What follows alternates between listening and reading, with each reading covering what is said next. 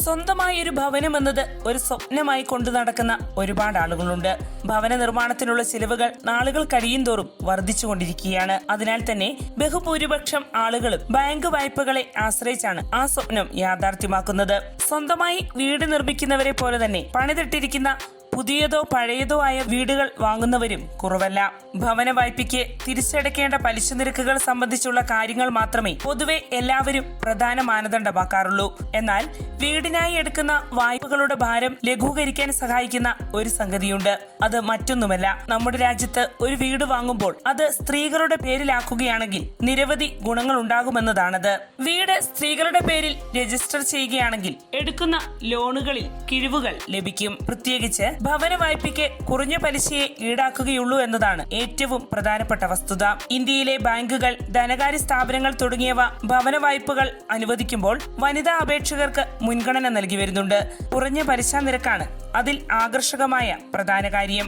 മറ്റ് സ്റ്റാൻഡേർഡ് നിരക്കുകളുമായി താരതമ്യപ്പെടുത്തുമ്പോൾ സ്ത്രീകൾ എടുക്കുന്ന വായ്പയ്ക്ക് ഏകദേശം 0.05% മുതൽ 0.1% വരെ കുറഞ്ഞ പലിശയാണ് ഈടാക്കുക. ഭവന വായ്പ എന്നത് വലിയ തുകയുടെ ദീർഘകാല വായ്പയായതിനാൽ തന്നെ പലിശയിലുണ്ടാകുന്ന ഈ കുറവ് ഏറെ ആശ്വാസകരമാണ്. രാജ്യത്തെ മിക്ക സംസ്ഥാനങ്ങളിലും വീട് സ്ത്രീകളുടെ പേരിൽ രജിസ്റ്റർ ചെയ്യുമ്പോൾ സ്റ്റാമ്പ് ഡ്യൂട്ടിയിൽ ഇളവ് അനുവദിക്കുന്നുണ്ട്. അക്കാര്യത്തിൽ വിവിധ സംസ്ഥാനങ്ങൾ പലതരത്തിലുള്ള ഇളവുകളാണ് ലഭ്യമാക്കുന്നത്. ഡൽഹിയിലൊക്കെ പുരുഷന്മാരുടെ പേരിലുള്ള വായ്പയ്ക്ക് 6% സ്റ്റാമ്പ് ഡ്യൂട്ടി ഈടാക്കുമ്പോൾ സ്ത്രീകളിൽ നിന്നും 4% മാത്രമേ ഈടാക്കുന്നുള്ളൂ. എന്നാൽ നിർഭാഗ്യവശാൽ കേരളത്തിൽ ഈ ഇളവ് നിലവിലില്ല. താങ്ങാനാവുന്ന ഭവനങ്ങൾക്കായുള്ള കേന്ദ്ര സർക്കാർ പദ്ധതിയിലും വനിതാ അപേക്ഷകർക്ക് മുൻതൂക്കമുണ്ട്. ഇത്തരം പദ്ധതികളുടെ സബ്സിഡി ആനുകൂല്യങ്ങൾക്ക് കുടുംബത്തിലെ ഒരു സ്ത്രീയെങ്കിലും വീടിന്റെ ഉടമയോ സഹ ഉടമയോ ആയിരിക്കേണ്ടതായുണ്ട്.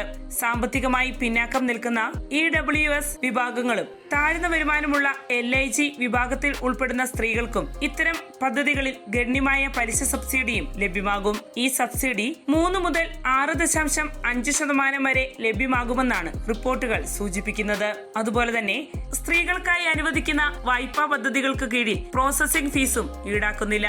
ഒപ്പം വഴക്കമുള്ള തിരിച്ചടവ് ഓപ്ഷനുകളും തിരഞ്ഞെടുക്കാനാകും. സ്ത്രീകളുടെ പേരിൽ വീടുകൾ രജിസ്റ്റർ ചെയ്യുമ്പോൾ ധാരാളം നികുതി ആനുകൂല്യങ്ങളും നിലനിൽക്കുന്നുണ്ട്. ആദായ നികുതി നിയമം സെക്ഷൻ 80C പ്രകാരം ഒരു സ്ത്രീ ആസ്തിയുടെ ഉടമയോ സഹ ഉടമയോ ആയാൽ ആ സ്ത്രീക്കും അവളുടെ പങ്കാളിക്കും വർഷം 1.5 ലക്ഷം രൂപ വരെ മുതലിന്റെ തിരിച്ചടവിൽ കിഴിവുകൾ ക്ലെയിം ചെയ്യാനാകും. സെക്ഷൻ 24B പ്രകാരം സഹ ഉടമയ്ക്ക് താമസിക്കുന്ന വസ്തുവിന്റെ ഭവന വായ്പയുടെ അടച്ച പലിശയിൽ പ്രതിവർഷം 2 ലക്ഷം രൂപ വരെ കിഴിവുകൾ ക്ലെയിം ചെയ്യാം. അതായത് ദമ്പതികൾക്ക് ഒരു വർഷം 4 ലക്ഷം രൂപയും സെക്ഷൻ 80C പ്രകാരം 3 ലക്ഷം രൂപയും കിഴിവുകൾ ക്ലെയിം ചെയ്യാനാകും എന്നതാണ്.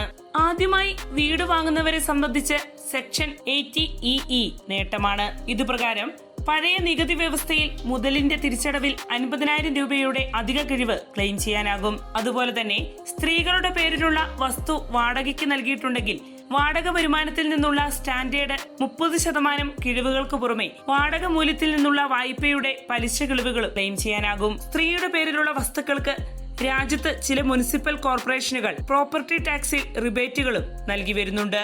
സ്ത്രീകളുടെ പേരിലാണ് വസ്തുവെങ്കിൽ ലളിതമായ പിന്തുടർച്ചാവകാശ രീതികളെ പിന്നീട് വരുന്നുള്ളൂ എന്നതും ശ്രദ്ധേയമാണ്. അതുപോലെ തന്നെ സംയുക്ത ഉടമസ്ഥാവകാശം, അതിജീവന അവകാശം എന്നിവയിൽ സഹ ഉടമ മരിച്ചാൽ സ്വത്ത് സ്വയമേവ ജീവിച്ചിരിക്കുന്ന ഉടമകളിലേക്കുള്ള കൈമാറ്റവും എളുപ്പമാക്കുന്നു. ഇങ്ങനെ അനന്തരാവകാശ പ്രക്രിയകൾ ലളിതമാവുകയും നീണ്ട നിയമതർക്കങ്ങൾ ഒഴിവാക്കപ്പെടുകയും ചെയ്യുന്നു.